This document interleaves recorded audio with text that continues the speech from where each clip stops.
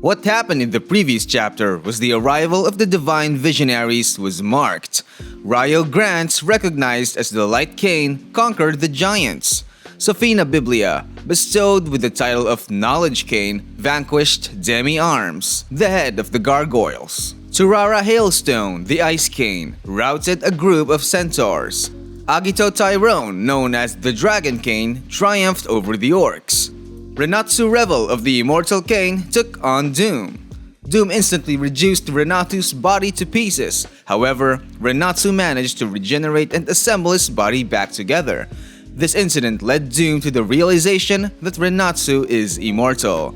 Elsewhere, Meliadel was seen with a wind-up key, which was embedded in Mash. She clarified that this was the wind-up key of life. She endeavored to wind it in order to awaken Mash. In her distress, she yelled that she had warned Mash about the potential fatality from that training. However, if he were to actually die, the guilt would inevitably be hers. She just wants to ensure that everyone is aware that she had forewarned Mash. Ultimately, she was overcome with frustration while she continuously tried to boost Mash's life meter. What's up, Onii-Chan? Welcome back to our manga recap series featuring Mashle, Magic and Muscles, a narrative that blends elements of Harry Potter and One Punch Man. Let's not delay any longer and get this video rolling. Continuing the thrilling story of Mash in a world full of magic, let's shift our attention to the base of Innocent Zero. Sophina arrives there and makes a comment. Is that their citadel? She thought it was rather vulgar. As she was walking, something suddenly caught her eye. Suddenly, a gigantic sword fell on her, and it turns out Delisaster was responsible for it. She was surprised, wondering if the battle had ended already. However, she quickly realized her mistake, and it turns out Sophina easily stopped his attack. Sophina swears that nothing is harder than the spine of a book. Delisaster scowled at that and said that Sophina was funny. In another place, Turara was also shown wandering around the base of Innocent Zero. While walking, she ran into Epidem. He was kneeling down, staring at his spilled dessert. Turara just stared at him as well. Suddenly, Epidem spoke and seemed to have composed a poem. He said, "On top of my dessert plate, dressed in all the caramel I please, I lost my poor pudding when somebody sneezed.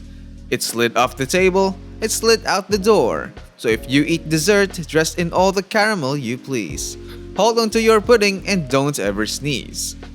What a nutcase. Because of that, both Turara and I were shocked. She commented then that Epidem was creepy. In another place again, Famine was shown playing with cards. Agito appeared before him. He commented that it seemed like destiny. Peace, he says, calls for war. A true contradiction. Famine just continued performing tricks with his cards. While Agito was continuously speaking, the cards in Famine's hand suddenly disappeared. Agito was surprised at that, and it turns out that Famine used the cards to attack. Agito received a myriad of wounds due to the many cards that flew towards him. Agito seemed to have lost his mind and said that experiencing suffering is the true essence of life. He stated that they need to accept the wounds and hardships and turn them into joy. Life, he said, is about being a masochist, and he was more grateful for that encounter. Famine, on the other hand, commented that he liked Agito's collar. In the next scene, the battle between Revel and Doom continued. Doom sliced Revel again, severing his shoulder. Doom said that Revel's suffering was pointless, and no matter how hard he tried, he couldn't beat him. Revel responded with an "oh yeah?" and countered. However, he was easily stopped by Doom again. Doom cut off his head, causing it to fly. Doom admired Revel's persistence in overcoming him through regeneration. He could have gone further if Doom wasn't the one he was facing. As his head flew, Revel spat out blood. Doom blocked it with his sword. Revel shouted out and said that he had faced opponents like Doom before, and he had defeated all of them. He managed to hit Doom in the face with his body. As he reattached his head, he warned Doom not to be arrogant as if he was the king there. Chains emerged from Doom's wounds as Revel prepared. Revel summoned Thanatos, the god of death, and his wand transformed into a scythe. He also immediately used his third's magic, Undead Thirds, Thanatos' Inclination, and the bound monster appeared. Revel explained that Doom's blood had made a pact with death. Doom just stared at him. While this was happening, Meliadel was shown gasping for air. In her mind, she was saying that she had been turning that key for 10 hours and was too tired to move. Only half of the meter was filled. In her mind, she thought she wouldn't make it. She wouldn't make it in time, if only there was someone who could give energy. Just as she thought about it, Ochoa called her. Ochoa brought her freshly baked cannules. Meliadel was touched and thought Ochoa was great because she loved those. Even though he was a coward, a cheat, a weakling, and a rat-fink, she was amazed at those moments. Ochoa threw them at her, and in her mind, she thanked him a lot. However, when Ochoa threw it, it went into her eyes, and because of the heat, she screamed. In the next scene, it was explained that a long time ago, when magic was still new to the world was divided into many small countries. Every day, there was conflict between these countries. But suddenly, a few magic users arrived who possessed enough strength to turn the tide of battle. They were the double-line magic users. They were capable of fighting hundreds of single-line users alone. However, their arrival only worsened the situation. All the countries started to hoard them, until one day, they met their match. A person who surpassed them all and united them within the magic realm. That man was Adam Jobs, the first divine visionary. Even alone, he could defeat the power of the entire country. Those who compared him to having power that awakened the power of the gods were recognized as divine visionaries. They were the symbol of absolute power in the world. No one could match the power of those. In the next scene, we return to the battle between Delisaster and Sofina. Delisaster teases Sofina while holding her by her mouth. In another place, it was also shown that Epidem had already defeated Turara. The surroundings were destroyed and blood was scattered there. Famine was also shown to have crushed Agito. It was also shown that Doom easily defeated Revel's third magic. Revel was gasping for breath with his jaw shattered. In his mind, he was thinking about Doom's strength. His regeneration couldn't keep up. He said his thirds couldn't be dodged, but Doom still easily defeated it. He didn't think that was true. He charged again and said he wasn't finished yet. Doom commented that Revel had courage, but he also had a sizable flaw. Revel turned his face and said he was lacking in power. As Renatsu Revel's consciousness was fading, he thought of the immortal Cain and realized it was the first time he had encountered such a being. A creature with a power that could surpass a god.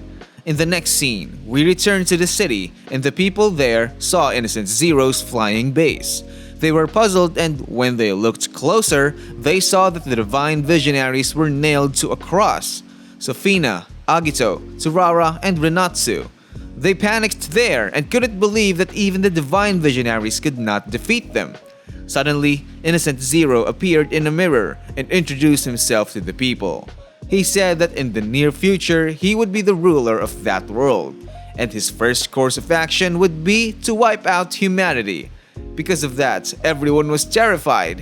He said he would be the perfect being. He claimed that killing them would ensure no one would threaten his superiority. But if they wanted to live, he had an offer. They must capture Mash. He explained that Mash was in Meliadel's clinic. He told them that that was his last act of benevolence. They must all fight for their last chance to live. They have until the day of the eclipse. And if they didn't get Mash in that day, they would all experience pain beyond their wildest imaginations. Suddenly, he heard the divine visionaries and they let out a pitiful cry.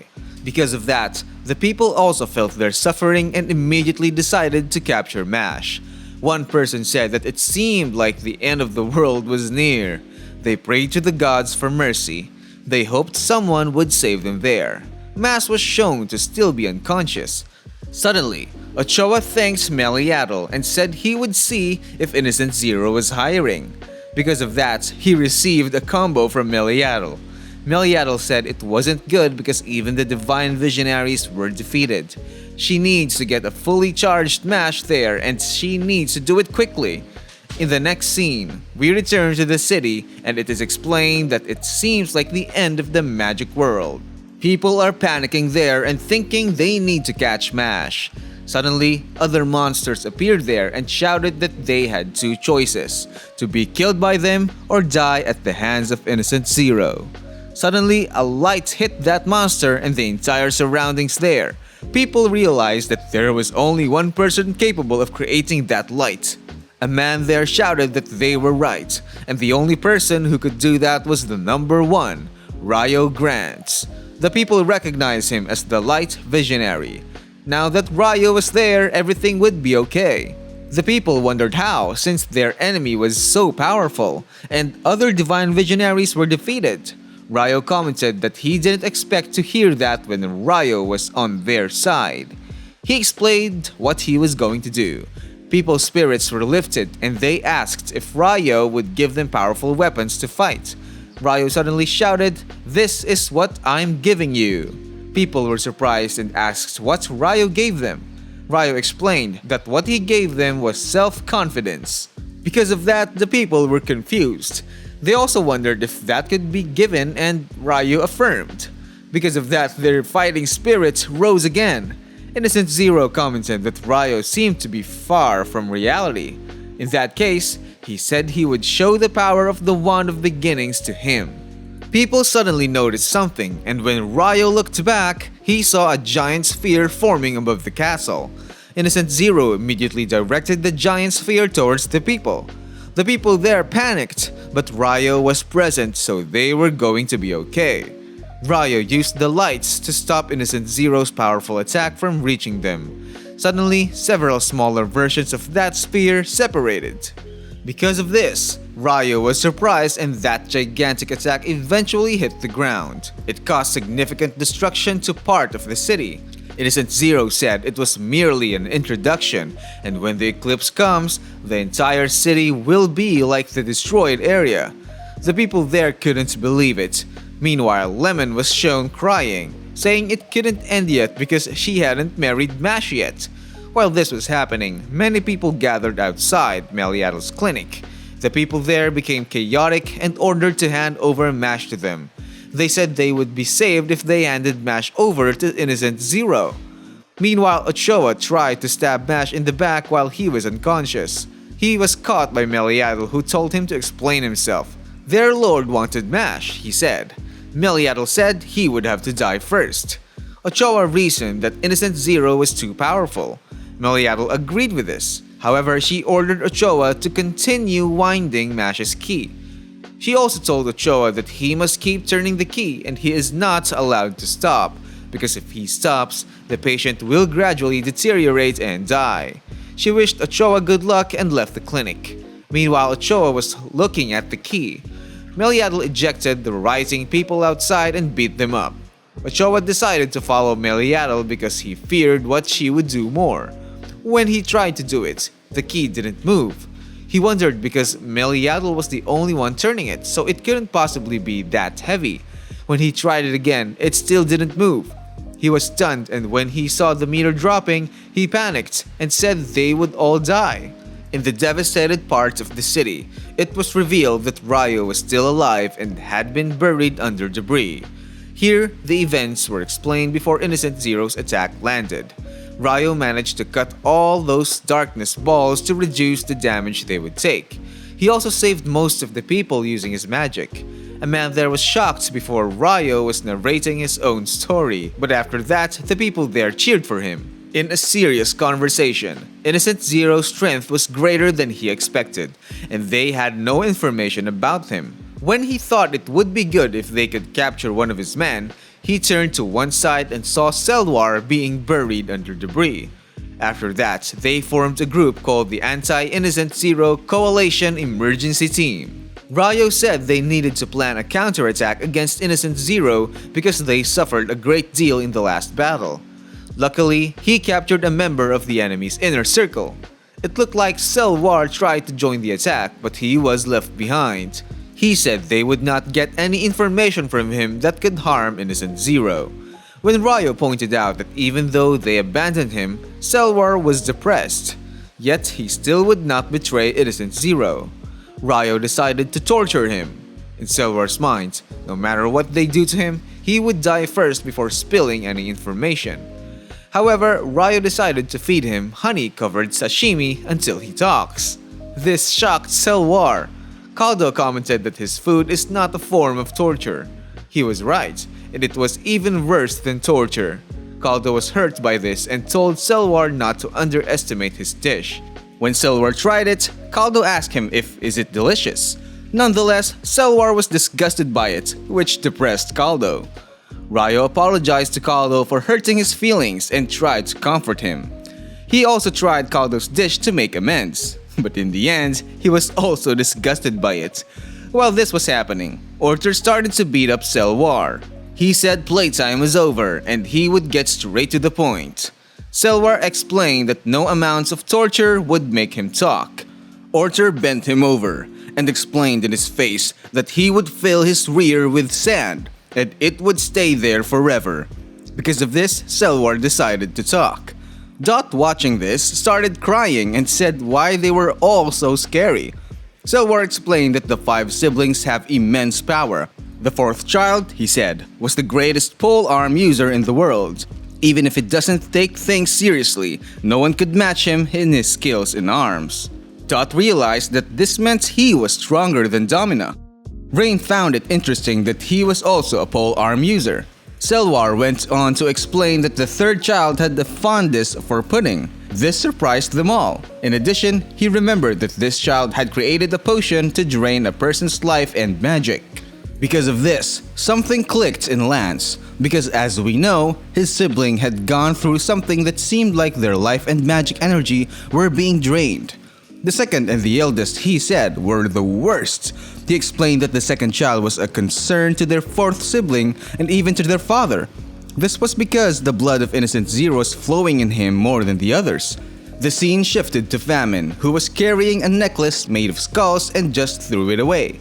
Doom sensed him and asked if he had killed again for no reason. He needed to control his impulses. Suddenly, Famine attacked him. He moved behind him, pointed a card at his neck, and warned him not to order him around, or he won't hesitate to kill him. Famine noticed Doom's chair and said he liked it. He wanted to sit there. When he was about to order Doom to move, Doom swiftly turned his head around. He should show some manners, Doom said. He should relax and he could have the chair if he wanted it. Famine turned his head back to normal and immediately sat on Doom's chair. He seemed like a happy kid and enjoyed it. Suddenly, 2 of their men arrived and said that their father was calling for him. Famine asked the 2 who among him and Doom was stronger. The men were puzzled, so Famine explained that he was in a good mood and the one who answers correctly would receive a prize. When one said that he was stronger, he immediately cut off his head, which surprised the other. If that was the case, why didn't he manage to kill him? He repeated his question, and when the other tentatively answered that it was Doom, he also cut off his head. Was he implying that he was weak? While sitting, he suddenly threw a tantrum and smashed the seat because he said he didn't like it. What he wanted was Doom's sword. He would add that to his collection. Let's get back to the conversation of the remaining comrades and Selwar. Orter said that he really seems crazy. Selwar said that his unpredictability is what makes him dangerous. Selwar also pointed out that they can't beat him. Orter asked them to look at that. They should just leave Doom to Ryo, the greatest masterpiece of humanity. Ryo pointed out that Selwar was right, but there were times when he needed to risk his life and still fight. That's what makes a man. Wow indeed. Selwar and Finn could only stare. Kaldo suspected that Ryo was hiding something due to his confidence. No matter how strong the enemy was, the Visionaries should not have been defeated so easily, so something unusual must have happened. In the next scene, it was just one day before the eclipse. Their world will disappear if they don't stop Innocent Zero. Our comrades prepared and it was time to face them. That would be their last battle. Ryo had them look at the sky and they saw that it was filled with monsters. He explained that even going there would be difficult and they could lose right there and then. He shouted and said that it was time to show them how strong they are. As they flew there, unexpectedly, the monsters ignored them. Before long, they easily reached Innocent Zero's castle. They were all stunned because they expected to have a hard time. Dot boasted there and said it was easy. However, as soon as he stopped, he twisted in pain. His toes were sprained. They realized that there was an invisible barrier there. No one reported it from those who went ahead of them, so they were really lured there. Ryo acted and said that now they have no way to get inside. If only they had someone with them who had magic that could specifically switch the positions of people with his own. Lance asked there, wasn't that Finn's magic? To which Finn agreed. Did they want to send Finn there alone to secure a way from inside? They just stared at Ryo there. Is that what they wanted? For him to go alone into the heart of enemy territory? Ryo explained that he knew it was hard but they needed Finn's power. He was the only one who could save the world. Because of this, Finn was filled with anxiety as the plan continued. It was convenient that a goblin was walking there so Finn was able to swap. Orter told Finn to stop crying and find a way to get them inside too. However, Finn continued to cry and said that he couldn't do it, and what if he encountered someone? He couldn't fight and would surely die right there. That's okay, Orter said. Orter explained that he could stay in his place while they all died and the world would come to its end. In Finn's thinking, that's not what he would say is okay. It sounded like a threat. In the end, Finn was still forced to continue his mission. Finn seemed like a pitiful child wandering in the dark forest. In his mind, he said they were all bullies and why did he convince himself to join them? While thinking, he saw a gate. He was happy about it and when he decided to open it, something attacked him. It looked like they found a fight, said the ones who attacked Finn. They were brothers. They were the guards waiting inside the gate, Andy and Windy. Would Finn fight there? Finn immediately jumped high and spun in the air. When he landed, he immediately bowed down and said he surrendered. He begged them not to kill him. The guard siblings quickly decided to let him go because they also did not like to kill. Finn thanked them and said he would value his life. Finn walked back towards Ryo as if he had lost a fight. What he did was risky, but at least he was able to perform his quintuple spin dirt grovel. He apologized for disappointing his companions because he didn't think he could defeat the terrifying guards. It seemed okay because he would just say there was no other entrance. He remembered Ryo's words that only he could save the world. The world is okay, but what's in it for him if he is dead? He also remembered Mashle's words about being a good friend. He continuously recalled Ryo's words. He tried to find a way not to anger Ryo when he returns, but when he picks up his robe, he saw a photo. It's a picture of him with his friends, and so he looked at it, and he remembered the times they enjoyed together. He went back to the time he said he wanted to graduate with Mash. After that, he realized what he was doing there. What did he think he wanted to do there? As the guard siblings were playing, they suddenly heard something from their side. When they turned around, it turned out to be Finn and he decided to do what he needed to do, even if it killed him. He rushed there but was quickly repelled by the guards. They had given Finn a chance but now he was going to die there. When he thought he needed to use his magic to switch positions, he was immediately hit by their attacks because of their speed. He was toyed with by the two guards and they explained that their real strength was their speed. In Finn's mind, he said that at such speed, he couldn't target them with his magic. He tried to use his magic again but was quickly repelled again. They told him not to try anymore because the field of vision of a human is at best 100 degrees and even that is momentary. Their speed was enough to get quickly into Finn's blind spot. The two guards toyed with Finn, but Finn just told them to go ahead and charge at him. Finn shouted and told them to stop talking and fight him. After that, Finn's trembling legs were shown. Because of that, the guards teased Finn while attacking. Finn tried to reach the guard as it passed in front of him, but it didn't work as he was just teased again. Fortunately, Finn was still able to stand even though he was beaten. The two guards explained that relying on his vision wouldn't work for Finn. They could see Finn's every move and they could easily get into his blind spot. The two guards went behind Finn and said they would show him that he was no match for them. But Finn managed to use his magic, Changes, causing the siblings to collide. The two were dizzy and couldn't believe they were defeated by Finn. Then, Finn was shown holding a stone. Windy realized that Finn used the stone to get a fragment of his head blade and use it as a mirror to see his blind spot. Finn commented that sometimes what you need to fight is your belief that you can't, but he said he would fight that belief with his fist. The siblings were amazed. Finn managed to open the door with a determined look on his face. Our troops then smiled. While gasping for breath, Finn apologized for being late. Lance gave him tough love while Dot cheered him on. Soon, Finn slowly lost consciousness, but luckily, Ryo caught him. He was praised for what he had done. Finn explained that he didn't deserve praise from a divine visionary because he nearly gave up in the middle of it all.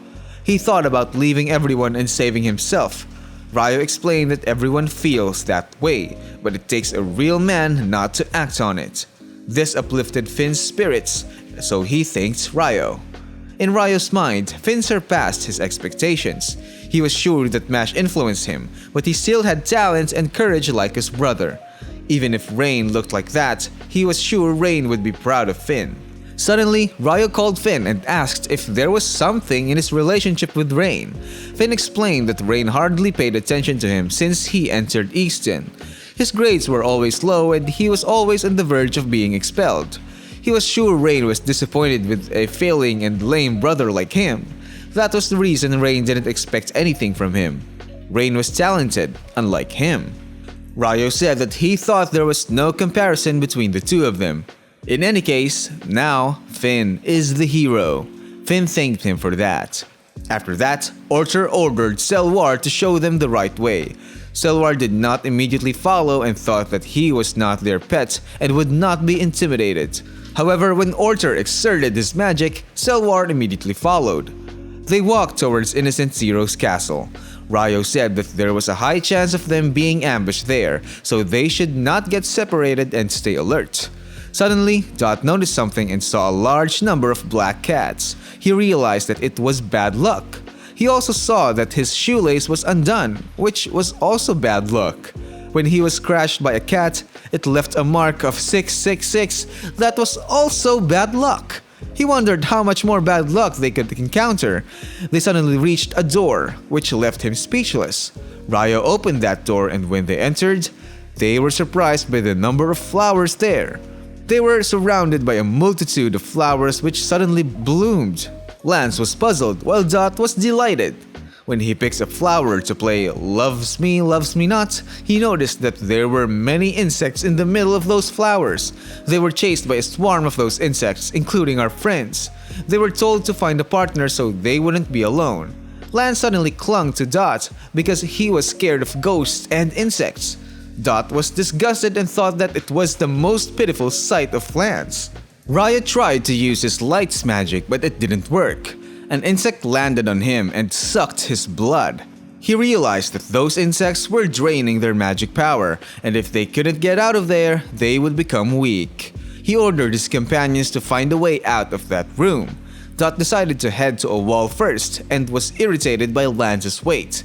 Soon they managed to reach the wall. When he was thinking about whether they had anything heavy and hard to hit the wall with to create a hole, his gaze fell on Lance's head.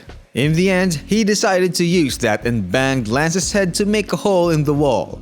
He celebrated while Lance was bleeding. It turns out that Innocent Zero was watching them and he commented that the challenge seemed easy for them. But now their momentum will be broken and he will leave them to his children. As they moved away, Dot noticed that the insects were no longer chasing them. Lance was angry at Dot for what he did. Dot trash-talked Lance to make him realize that he was the burden. While they were arguing like children, someone suddenly arrived. It was Epidem, who was carrying pudding. Dot and Lance immediately prepared to confront the pudding lover. Elsewhere, the Amis brothers met Delisaster, who commented that they were going to have fun there. Orter ended up at a circus and met Famine. Famine said he wanted Orter's glasses. Orter scoffed at that. Meanwhile, at Meliadel's clinic, Ochoa was shown struggling to wind Mash's wind-up key. If only someone came there who could wind that key, it would be easy. Suddenly, someone shouted, "Fiancé to the rescue!" behind him, lightening his mood. It was Lemon, who said that help had arrived. Ochoa was speechless, so Lemon commented that he should have tried to hide his disappointment. While that was happening, Miliaddle continued to hold back the people. Mash was still lying there. Ochoa explained to Lemon that if they couldn't turn the key, Mash would die. However, Lemon said that they would be able to do it through teamwork. They held the key, and on Lemon's count to 3, they still couldn't turn it. Lemon made an excuse and said it was just a practice round. They tried it again, but still couldn't turn the key. They stared at each other and just screamed. Suddenly, someone broke the wall of the clinic, startling them. A man full of tattoos entered with a giant Cerberus. He introduced himself as former death row inmate Galbo Boteri and said he was there to take Mash. Ochoa and Lemon hugged each other in fear, indicating that the man seemed dangerous. The scene then shifted to Dot and Lance as they confronted Epidem. Lance boasted that he could handle it on his own, to which Dot responded by calling him an idiot. They were together and yet Lance preferred to be alone. The two argued again like children. As they fought, Epidem intervened. Dot was irritated and pointed out that Epidem was their enemy. Epidem suggested that they could be reasonable and discuss the situation. In the next scene, Dot and Epidem sat down for tea. Dot vented to Epidem, explaining that Lance seemed to not care that he had saved him and constantly insulted him. Epidem seemed to understand. Epidem asked if Dot still held any grudges.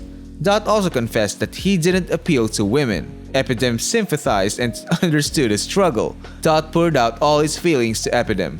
Epidem comforted Dot and said that everyone yearns for salvation. Epidem then asked Dot if he wanted to join Pudinology. Dot seemed intrigued and wondered if Pudinology could change someone as hopeless as him. Epidem confirmed this, saying that concentrated sugar could eliminate his problems and he should try it.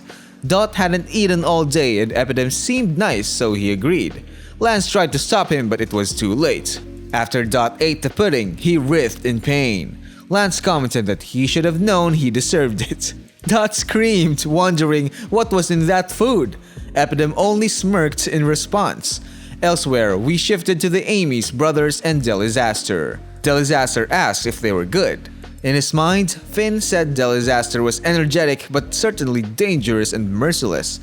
Delisaster hoped they were good because it was time to party. It seemed to start a celebration and show. Finn was puzzled by this. Delisaster chugged his champagne while being cheered by his minions. He also brought out a bong and started to smoke. Finn commented that Delisaster was a mix of college frat boy stereotypes. Soon, Jelly became high and started rambling. While Finn was in shock, Jelly suddenly appeared behind him, surprising him. Jelly was stalking him and said that Finn looked like a beta, but he could still become like Jelly. Finn felt down, thinking that this was what it felt like to be bullied by your superior at work. He was too scared to speak, and the only thing he could do was to go along. Delisaster continued to tease Finn and also offered him a drink. Suddenly, Rayne broke the wine glass and said that Delisaster needed to shut his mouth before Rayne did it for him. Delisaster wondered why Rayne was so serious. Finn stood up and thought that they were a team, so he had to do his part. He was quickly immobilized by Rayne's magic and sent to the side. Rayne imprisoned him with his swords to the side. Rayne told him not to get involved and said he was just a burden. Finn dropped his wand and just stared. Delisaster asked if they wanted to talk more or if he could start. Delisaster used his Ascalon while Rayne used his Partisan. Their attacks clashed, but Rayne had a hidden second sword, surprising Delisaster. Delisaster was hit and sent flying. Finn was amazed, saying no one was stronger than Rayne.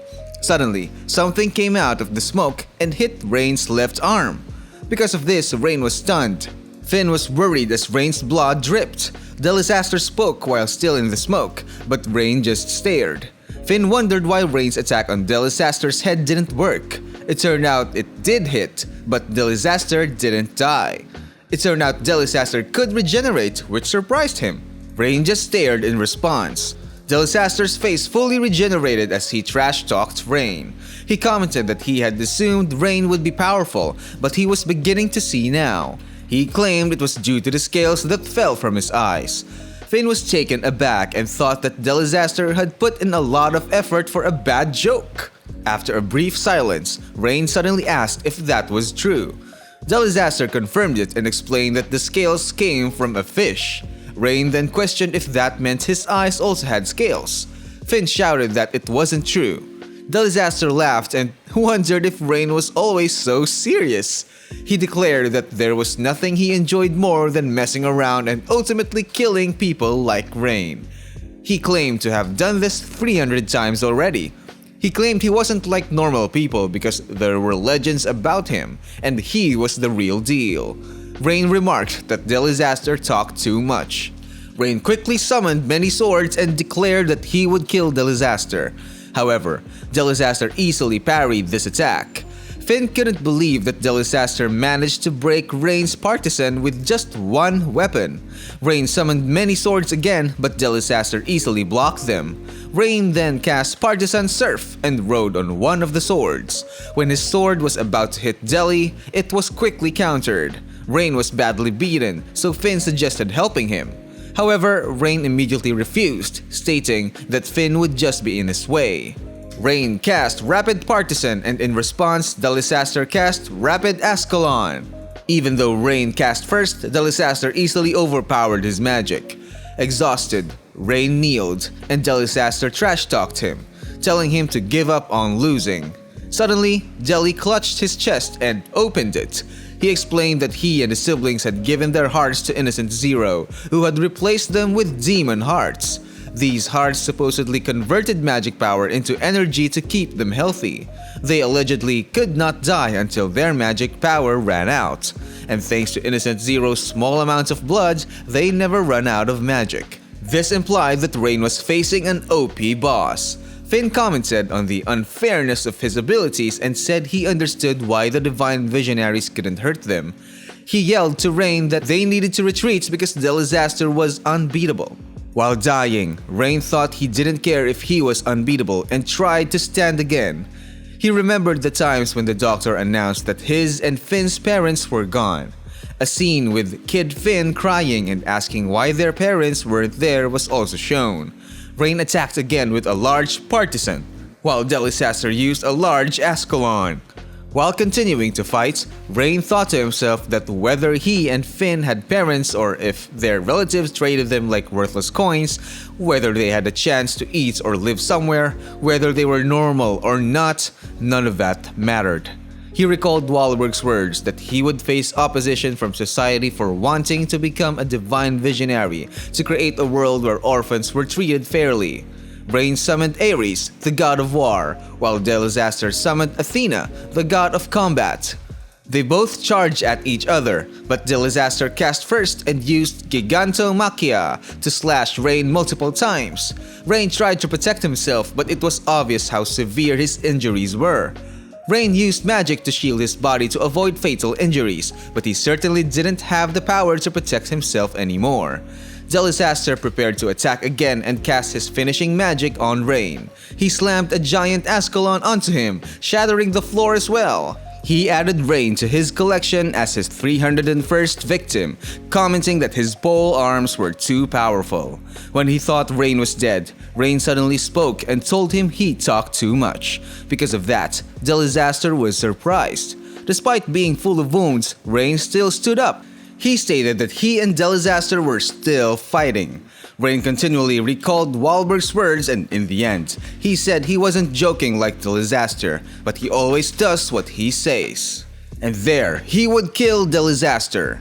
In the next scene, Finn explained his and Rayne's past. Rayne was the only family he had in that world, and he was blessed with talent unlike Finn. He felt so worthless that he made Rayne look bad. That's probably the reason why Rayne started avoiding him. Rayne is apparently ashamed of him. While on his last breath, Delisaster just taunted Rayne. It's apparently painful to see Rayne suffer like that. Rayne asked Delisaster if he had ever experienced hardship. Deli said no, because he's not cringe like him. He picked on Rayne again and repeated his threats to kill him, but it was clear he wouldn't because Rayne is a loser. He attacked again, but Rayne managed to block it. However, one got through and Rayne was knocked back. He was coughing up blood, realizing that because of Deli's healing ability, he always fought with all his strength. Finn called him again, telling him to let him help him. He silenced him and said not to repeat that. Finn had had enough and yelled that he's so stubborn and he's so stupid. What's the point of bragging if it just leads to his death?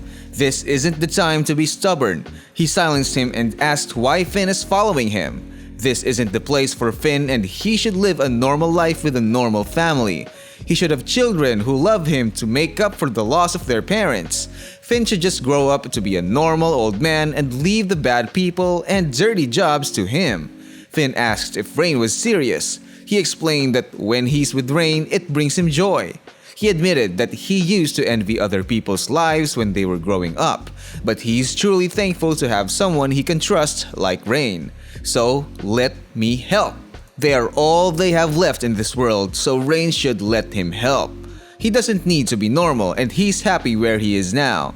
He's made many good friends and has learned that even if he's not good at something or if he's scared, the key is to help each other. As he listened, Rayne remembered Wahlberg's words. He was planning to keep Finn safe while building a world where Finn would be happy. Rayne explained that he still remembers the times when Finn would run to him, crying over little things. Now Finn has grown up. Rayne stood up again and started to approach Delisaster. Finn tried to stop him but couldn't get away from his sword, so he asked the gods to give him strength. Rayne and Delisaster started to exchange attacks again, and just when Rayne was about to be finished off, suddenly Finn's wand lit up and released extraordinary energy. They were both surprised, and when they looked back, Finn had managed to break the barrier Rayne had made. Finn's wand flew back to him and the second line appeared on his face. Finn immediately cast Changes, Second, Butterfly Sanitatem, and it released a giant statue. The statue released butterflies made of energy, and they went to Rayne. The butterflies healed Rayne, which surprised Delisaster. Delisaster quickly attacked again, saying that Rayne still couldn't beat him. However, he was wrong, and Rayne overpowered his attack. As Rayne's swords pierced him, he couldn't believe how it happened. He realized that Finn had helped strengthen Rayne. Rayne said he needed to correct something. He had told Delisaster he would kill him. What he meant was, they would kill Delisaster. The two attacked simultaneously and both were wounded. They were cutting each other in half. With Finn's help, Rayne was able to keep up with Delisaster's regeneration. He realized that Rayne deliberately let himself get hit because he knew Finn would save him. As Rayne and Delisaster continued to exchange attacks, Finn kept supporting Rayne. The battle between the two was fierce, but Rayne was slowly overpowering Deli. Delisaster started to get nervous because he couldn't regenerate his wounds fast enough. Rayne suddenly taunted him, asking if he was afraid to face his equal. This angered him, and he repeatedly told Rayne to shut up. Delisaster charged in anger, declaring he would kill Rayne. Rayne was able to dodge easily and counterattacked, which left his opponents in awe. "Don't tell me you're already struggling," he said. Rayne charged at him and in a blink of an eye, he sliced his head. Delisaster's face was slashed and smoking. He couldn't believe he was defeated. "If you come back, I will kill you, Rayne," he declared. Rayne replied, "Don't be arrogant if you can't prove it.